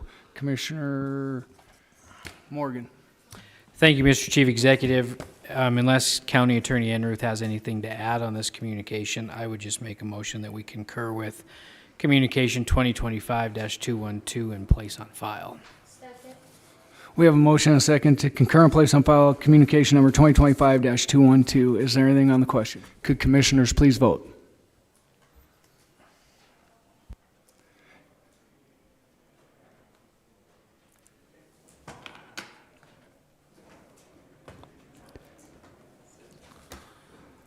Commissioner O'Leary, did yours go? Okay, and would anyone like to change their vote? Clerk, please record the vote. 11 yea, 0 nay. 11 yea, 0 nay, motion passes. Moving on to section 3, ordinances and resolutions introduced to judiciary. We have a number of those that you want to be looking at. Next, we'll move on to the calendar and other meetings and events. Please look at the dates and times that we have those. And then next, we'll move on to any public comment on any item not on the agenda tonight.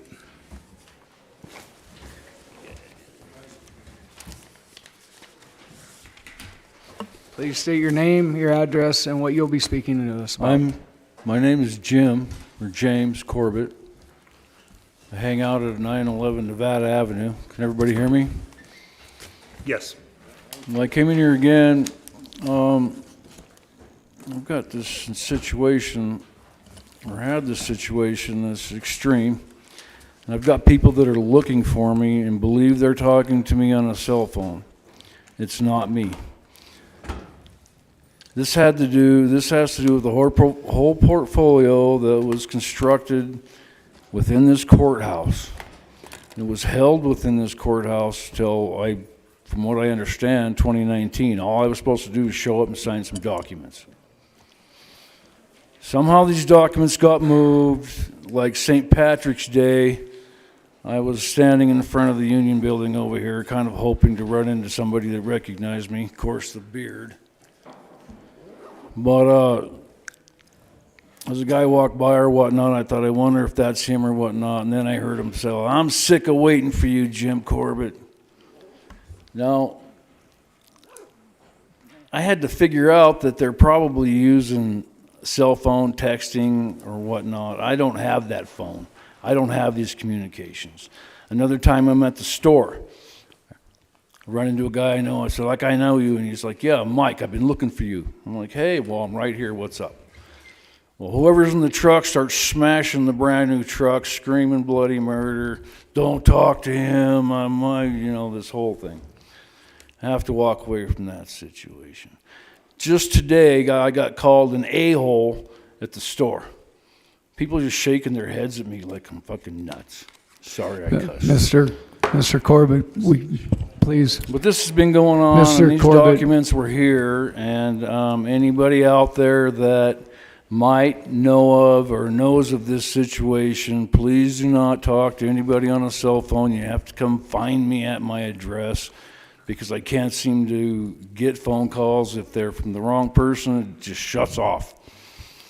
So I had to come in here today and try to put this on the air to try and get somebody in the know on this situation and about my situation and what is $1 billion loss to me. Come and find me. Please.